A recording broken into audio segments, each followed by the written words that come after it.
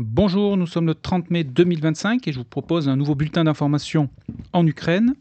Alors tout d'abord, l'Allemagne a débloqué un nouveau paquet d'aide militaire à destination donc de l'Ukraine d'un montant de 5 milliards d'euros et en même temps s'est engagé à fabriquer des armes à longue portée en Ukraine. Concernant les négociations et les pourparlers sur l'Ukraine, une nouvelle date a été proposée, donc le 2 juin, afin d'ouvrir donc justement ces négociations sur un éventuel donc cessez-le-feu suivi d'une paix en Ukraine. Ensuite, nous sommes la dernière vidéo du mois et comme d'habitude, en fin de vidéo, il y aura un comparatif de la ligne de front. Et donc, j'ai une question à vous poser, est-ce que c'est mieux de mettre le comparatif de la ligne de front sur la dernière vidéo du mois ou bien de faire une vidéo dédiée à la ligne de front? Je vais donc vous soumettre un questionnaire et on prendra la solution qui rassemblera le plus de votes. Sans plus attendre, direction le terrain, donc avec le secteur de Soumy-Koursk. On va commencer avec la zone sur Tektino, ici. Il n'y a pas eu de modification des zones de contrôle. À noter que ici, des fantassins russes ont été attaqués il y a 2 jours, ici, juste en bordure de cette rivière, ici, et donc de cette rivière qui matérialise la frontière avec l'Ukraine. Mais pas d'autres informations donc, dans ce secteur. En termes de géolocalisation de matériel détruit, ici, donc côté ukrainien, ils ont perdu 2 blindés. Ici, un VBL qui a été détruit par un drone kamikaze le 28. Et le lendemain, soit hier, au sud de Boutki, une vidéo a été publiée dans laquelle on peut observer la carcasse d'un BMP-1 ukrainien au sud de ce même village. On continue en direction donc de Koursk. Ici, un grade russe a été détruit par un drone kamikaze ukrainien sur le village de Koulbaki le 29 mai. On continue vers l'est. Ici, on note une avancée des Russes donc dans le secteur de Bilovody-Loknia, donc qui est matérialisé ici en violet. Donc ces derniers ont sécurisé cette partie du terrain ces 2 derniers jours. Et les forces aérospatiales russes ont bombardé le secteur de Oleksiivka, ici, hier dans la journée. Et en général, lorsque les forces aérospatiales russes bombardent un secteur déterminé, s'ensuit en général une offensive terrestre dans ce même secteur. Donc on va voir si Oleksiivka sera attaqué par l'infanterie russe ces prochains jours. Donc voilà pour ce secteur donc sur Soumy où les Russes donc continuent leur avancée ici en sécurisant donc une nouvelle partie du terrain entre les villages de Bilovody et Loknia. Un petit peu plus au sud de ce secteur, et plus précisément au sud du village de Sadki, ici c'est un Humvee de l'armée ukrainienne qui a été détruit par un drone kamikaze russe. Mais pas d'autres informations sur cette partie du front. RAS sur Belgorod, donc nous allons nous porter directement sur le front de Kharkov et plus précisément dans la ville de Vovchansk, où ici les Russes sont en train donc de mener une offensive sur la partie nord de la ville, notamment avec leur infanterie. Hier encore, des fantassins russes ici ont été attaqués par des drones kamikazes ukrainiens alors qu'ils s'étaient réfugiés dans ce bâtiment. Et sur l'usine de granulats ici, alors dans la dernière vidéo, une position russe avait été bombardée dans cette usine. Et donc dans une autre vidéo qui a été publiée donc le 24 mai, on peut observer ici la carcasse d'un MTLB russe à proximité de ce bâtiment. Mais pas de modification de la ligne de front dans cette vidéo. Et sur la partie est ici, alors rappelez-vous, dans le dernier bulletin ici, les Russes avaient sécurisé cette partie du terrain. Et ici, dans la zone grise, une position ukrainienne a été bombardée hier dans cette zone forestière. Direction le front de Luhansk. Alors sur la partie nord, ici, dans la dernière vidéo, les Russes avaient opéré une incursion sur le territoire ukrainien, ici, donc depuis la région de Belgorod jusque dans l'oblast donc de Kharkov, ici. Et depuis, donc, ils ont sécurisé ce village qui s'appelle Stroïvka. Et hier, ils ont hissé donc leur drapeau au sud de ce même village.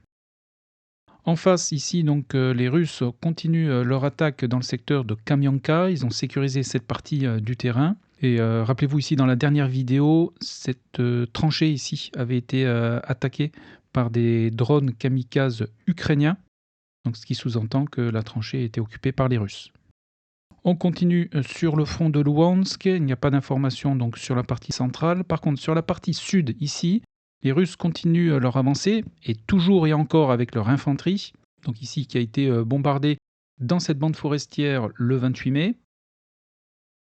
Ce qui leur a permis ici de sécuriser cette partie du terrain à l'est du village de Novomikhaïlivka.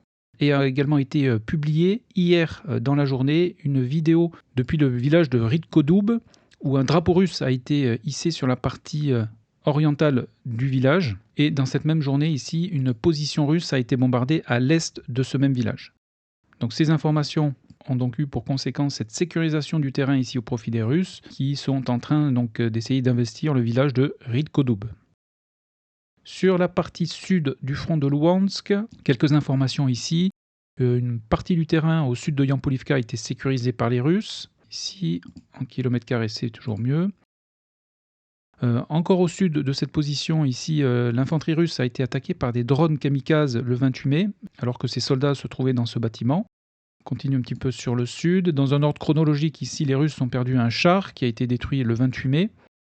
Et le village de Zarichny, ici, a été frappé par un missile Elmur le 29 mai. Et ce type de missile est lancé par des hélicoptères, donc par exemple un Ka-52, qui sous-entend la présence d'hélicoptères russes dans ce secteur. Direction le front de Siversk. Alors là également, dans un ordre chronologique, le 27 mai, ici, un canon automoteur ukrainien a été endommagé par un drone kamikaze. Et le lendemain, dans le village de Riorivka, ici, que les Russes tentent de prendre d'assaut, des éléments avancés de l'armée russe ont été stoppés ici par des fantassins ukrainiens. Et cela s'est soldé par 2 soldats russes faits prisonniers donc par les Ukrainiens. Je n'ai pas modifié les zones de contrôle ici puisque l'attaque russe donc avec leur infanterie s'est soldée par un échec. On continue. Pas d'informations ces 2 derniers jours depuis le village de Verkhnomanskie. Sur la partie sud du front de Siversk, on note ici une légère progression des Ukrainiens qui se sont emparés des tranchées qui se situent ici dans cette petite bande forestière. Et ce qui a permis ici d'affiner la ligne de front dans ce secteur, et donc de réduire la zone grise. Nous arrivons maintenant sur Chassifiar. Alors sur Chassifiar, des informations ont été publiées qui font état que les fantassins ukrainiens qui occupaient encore une partie du centre de Chassifiar ont battu en retraite vers l'ouest, et cela a été suivi par l'infanterie russe qui a donc investi plusieurs bâtiments dans ce secteur avant d'être attaqué par des drones kamikazes, donc ukrainiens, et cela s'est passé dans la journée du 28 mai, ici avec plusieurs géolocalisations. Et donc depuis ces 2 derniers jours, ici, les Russes ont sécurisé du terrain ici sur Chassifiar. Direction la ville de Toretsk. Alors sur Toretsk, il y a eu beaucoup d'activités de drones kamikazes de part et d'autre. Alors on va commencer avec la partie nord. Alors cette partie nord ici, au nord donc de Toretsk, ici ce sont les drones russes qui ont été particulièrement actifs ces derniers jours et ils ont essentiellement ciblé des blindés ukrainiens. Tout d'abord ici, une vidéo a été publiée le 26 mai dans laquelle on peut observer la carcasse d'un Humvee, donc au sud du village de Ivanopilia. Le 28 ici, c'est un Gvozdika, donc c'est un canon automoteur ukrainien qui a été détruit par un drone kamikaze. Et ensuite, dans ce village ici, ce sont 2 blindés ukrainiens qui ont là également été détruits par des drones kamikazes russes. Donc ici, on a un BMP-2 et ici, on a un autre blindé que je n'ai pas pu identifier. Donc voilà, et maintenant sur la partie nord de la ville de Toretsk, ici ce sont les drones ukrainiens qui ont été plus actifs puisqu'ils ont frappé plusieurs positions de l'armée russe, et notamment toujours cette infanterie tente de sécuriser le terrain, donc au nord de la ville de Toretsk. Et plus précisément dans le secteur à l'ouest de Dachny, ici une position de l'armée russe a été attaquée le 29 mai. 2 jours plus tôt et un petit peu plus au nord ici, également ici une position russe qui a été attaquée par des drones kamikazes ukrainiens. Et au nord-ouest de la ville de Toretsk, ici idem, 2 géolocalisations des frappes de drones ukrainiens sur des positions russes. Et nous allons terminer avec Toretsk, ici à l'ouest, où un YPR 765 a été détruit par un drone kamikaze le 25 mai. Nous arrivons à présent sur le front de Donetsk, et nous allons commencer avec le secteur de Stara Mykolaïvka, qui est ce village ici, et qui est en train de passer sous contrôle russe, qui ont ici hissé plusieurs de leurs drapeaux, tout d'abord ici le 27 mai et ici le 29. Il reste une partie ici au nord de ce village qui est encore en zone grise, mais comme vous pouvez le constater ici, la poche de Stara Mykolaïvka est en passe d'être réduite par les Russes. Et je ne prendrais pas trop de risques si je vous disais que dans la prochaine vidéo, il y a de fortes chances ici que cette poche soit réduite. J'avais également vu des informations sur un retrait des fantassins ukrainiens depuis ce secteur. Et en même temps ici sur la position nord, donc Romanivka est sous contrôle des Russes et Zoria quasi de même. Mais comme vous pouvez le constater ici, la situation est plus que préoccupante donc pour les Ukrainiens qui n'ont pas d'autre choix que de battre en retraite afin d'éviter un encerclement. Et ici, ça correspond à un peu plus de 20 km² de terrain qui a été donc sécurisé par les Russes. On continue sur le front. Ici, au nord-est de Novolenivka, les Russes ont sécurisé cette partie du terrain. Une position ici de leur infanterie a été bombardée le 28 mai. Toujours sur cette ligne de front et dans le secteur de Novolenivka, ici, une vidéo a été publiée ici en date du 21 mai dans laquelle on peut observer la carcasse d'un BMP-1 russe, donc détruit dans les combats. Dans la précédente vidéo, nous avions noté une présence de l'armée russe qui avait été bombardée dans le village de Popiv-Yar, mais depuis, pas d'autres informations ni de géolocalisation. On se déplace vers le sud où on note là également des avancées russes, notamment en direction du village de Myrnie. Les Russes ont hissé leur drapeau ici le 27 mai à l'ouest de Malinivka, ici donc dans ce secteur qu'ils ont de nouveau sécurisé, ainsi que sur la partie sud ici où une unité d'infanterie russe a pris d'assaut une position ukrainienne, donc plus précisément des tranchées ici, dans cette bande forestière. Et cette vidéo a été publiée le 27 mai. Un petit peu plus au sud maintenant, ici on note 2 blindés russes qui ont été détruits. Tout d'abord ici un MTLB le 28 mai par un drone kamikaze. Et un petit peu plus au sud, ici un canon automoteur Gvozdika, également détruit par un drone kamikaze le 28 mai. Nous arrivons maintenant sur le secteur de Pokrovsk, pas d'informations sur la partie sud. Par contre, des vidéos avec des géolocalisations ont été partagées depuis le village de Kotlinier, et notamment sur la partie nord du village. Ici, dans cette zone industrielle, une position russe a été bombardée le 28, et la veille, ici, l'infanterie russe a été attaquée, donc dans ce secteur, par des drones kamikazes. Ces événements ont eu pour effet ici de sécuriser une nouvelle partie du terrain, donc sur le village de Kotlinier, en faveur des Russes. Nous arrivons maintenant sur le front de Dnipro. Alors j'appelle ce front de Dnipro parce que, comme vous pouvez le constater ici, nous sommes proches de l'oblast de Dnipro. Et les Russes s'en rapprochent ici chaque jour. Et notamment ces 2 derniers jours, le village de Troïskié. Alors souvenez-vous, ce village avait été déjà investi par les Russes il y a quelques semaines. Ensuite, il avait été disputé par les Ukrainiens. Et là, aux dernières nouvelles, il est repassé sous contrôle des Russes qui ont ici sécurisé un peu moins de 7 km² de terrain. Et comme vous pouvez le constater, l'oblast de Dnipro n'est plus très loin. Ici, des premières positions russes, on est à moins de 3 km. En termes de blindés géolocalisés, ici, à l'ouest du village de Muravka, 2 VBL ukrainiens ont été mis hors de combat. Tout d'abord un premier ici qui a été endommagé et abandonné, et ensuite un autre qui a été identifié comme un Titan, qui a lui été détruit par un drone kamikaze, et tous 2 dans la journée du 26 mai. On continue sur cette ligne de front.